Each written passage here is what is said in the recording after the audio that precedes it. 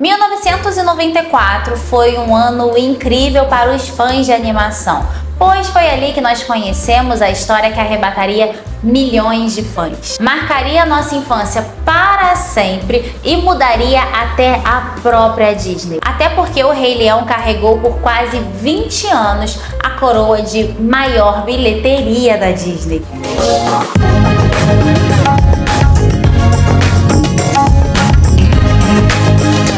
Oi pessoal, meu nome é Darlene e hoje você já sabe, tem coisa boa por aqui. O Rei Leão, que em 2024 completa 30 anos, foi uma potência de animação, com uma bilheteria que chegou muito próximo de $1 bilhão. Isso na época em que 1 bilhão para uma animação não era nem cogitado. Para vocês terem uma ideia, os clássicos da Disney que marcaram gerações não chegaram nem perto de fazer 1 bilhão. Olha alguns exemplos, eles não são fracos não, tá? Aladdin, que foi um estrondoso sucesso, arrecadou $504 milhões. E a Bela e a Fera, que assim, uma das maiores princesas da Disney é a Bela de A Bela e a Fera, arrecadou 424 milhões. E não são animações fracas, aí a Disney vem e me lança uma animação que a gente vai ver aqui, que nem a própria Disney estava acreditando muito, e ela é o maior sucesso dela por muitos e muitos anos. Merece um vídeo, pelo menos um videozinho nesse canal essa animação merece. Como eu disse, o Rei Leão não era uma grande aposta da Disney na sua época. Ele já estava sendo comparado ali com uma animação que animais falam, assim como em Bambi, mas que não faria tanto barulho.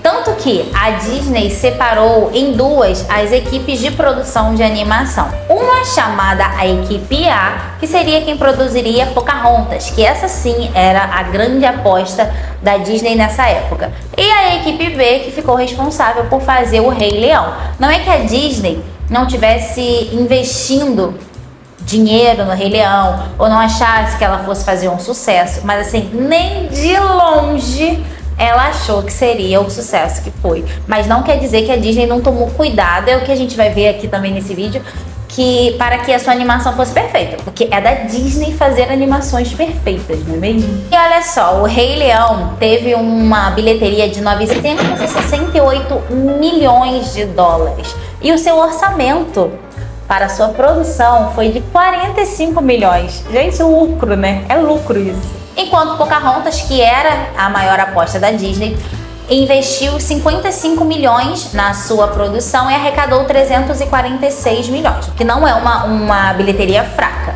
Mas Pocahontas, ela não conseguiu se manter na mente das pessoas. Ela é a princesa ali porque fica em última posição de todo mundo, né? Que a gente desgoste de Pocahontas. Eu não gosto muito, mas assim, de maneira geral, as pessoas não desgostam de Pocahontas, mas ela não marcou. Ela veio numa época certa, que fez com que ela ganhasse muito prestígio, que foi a época da renascença da Disney, a era da renascença. Mas assim, não chegou nem perto. Até mesmo na sua própria época, ela não chegou nem aos pés do Rei Leão, porque o Rei Leão arrecadou quase o triplo de bilheteria, o triplo. E o legado? O legado que pra Disney importa um tantão assim. O Rei Leão trouxe continuações, série para TV e muitos anos depois um live action que, apesar de ter dividido opiniões, conseguiu fazer muito sucesso a ponto de a sua continuação ser agora, né? Em dezembro de 2024 estreia nos cinemas Mufasa, que é a continuação do live action de O Rei Leão. Não é uma continuação, é uma história original de um personagem já conhecido.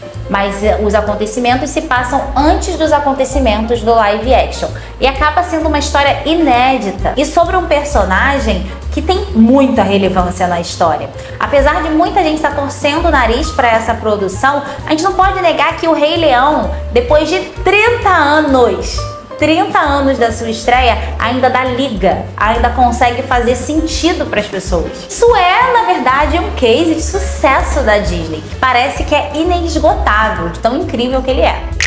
E sabendo dessa história toda, né, do crédito que o Rei Leão ganhou nos estúdios Disney a princípio, que foi um crédito muito pequeno, né, ninguém achou que ele seria, eu não entendo como que a Disney não percebeu que seria um sucesso de primeira.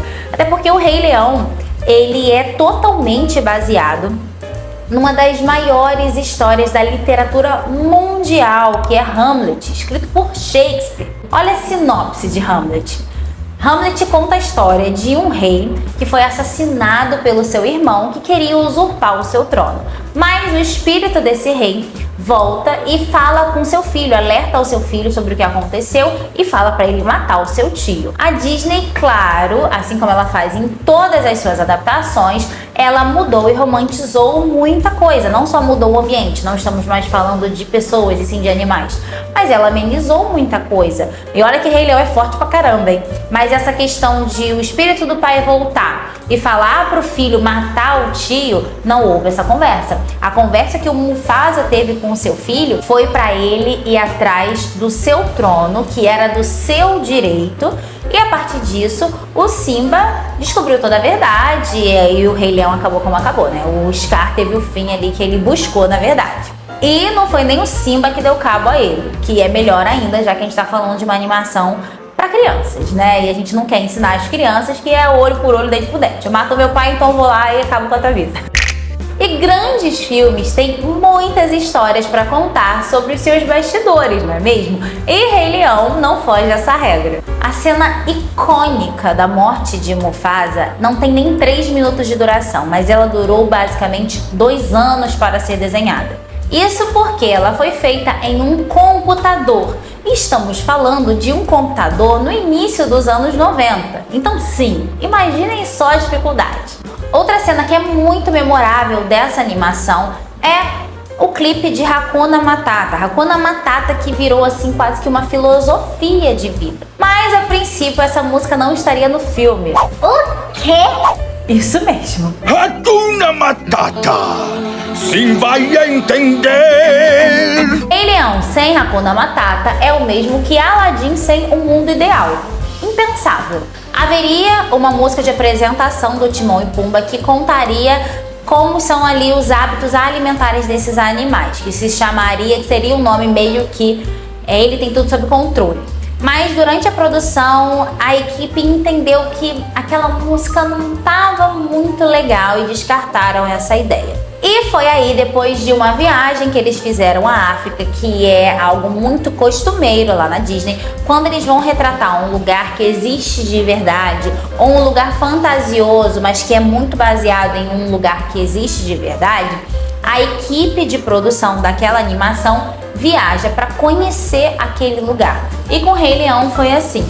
A equipe viajou para a África e lá eles ouviram sobre Hakuna Matata e decidiram trazer toda essa ideia para a personalidade do Timão e do Pumba, que refletiria diretamente para essa música. E isso foi genial!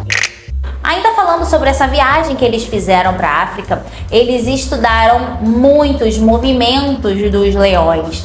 Eu vi fontes dizendo que eles até trouxeram leões para os estúdios para estudarem os movimentos.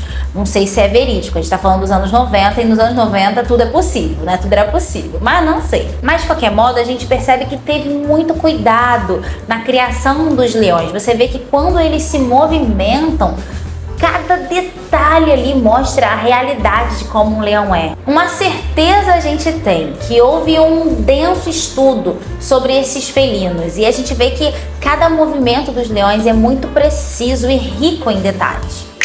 Muitas e muitas mudanças foram feitas nesse roteiro, como por exemplo, o Scar, que seria apaixonado pela Nala, mas ela desprezaria ele e ele acabaria exilando ela e por um acaso ela encontraria o Simba.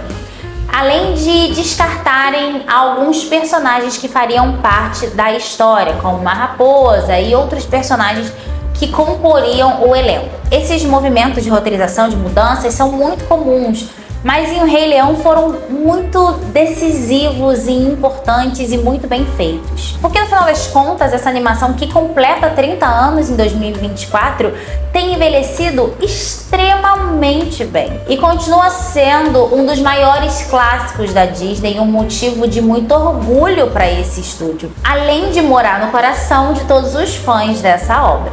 O Rei Leão, além de ser grandioso por causa dessas incríveis curiosidades de produção que mostram pra gente quão perfeito ele é muito mais do que uma história bem produzida. ele tem uma mensagem, várias mensagens muito fortes. Mensagens sobre amizade, confiança, autoconfiança, responsabilidade e até mesmo sobre o luto, sobre como lidar com o luto, sobre como as pessoas ao seu redor conseguem te ajudar a lidar com esse momento tão difícil. E como os movimentos que são feitos externos a nós podem nos ajudar ou não a nos recuperarmos desse momento. O Rei Leão é muito mais do que uma animação para criança que traz personagens extremamente incríveis e carismáticos e um vilão inesquecível. Ele vai além de um musical impecável, ele é uma potência, algo que já faz parte da cultura pop. Não existe nenhuma palavra que defina melhor o Rei Leão que um clássico. E essa foi a homenagem desse canal para essa animação que está fazendo aniversário, que está de parabéns pelos seus 30 anos, que ainda consegue trazer muita história pra gente que é fã e dinheiro pra Disney. Não só o Rei Leão, mas outras coisas esse ano fazem aniversário. Eu queria muito trazer para vocês curiosidades e bastidores dessas animações que foram um sucesso, não só animações, mas eu não quero dar spoilers aqui, né? Mas coisas do mundo das animações que estão fazendo aniversário, que são muito significativos esse ano. Eu quero trazer aqui pra vocês. Então, se você gostou desse vídeo, deixe seu like. Se você gosta desse tipo de conteúdo, deixe seu like, se inscreva aqui no canal. Comenta aqui, você gostou? Você quer que eu traga outras curiosidades? Tá sabendo que mais alguém vai fazer aniversário e quer que eu traga aqui os bastidores dessa produção? Coloca aqui nos comentários, vamos conversar. Vejo vocês no próximo vídeo. Tchau, tchau!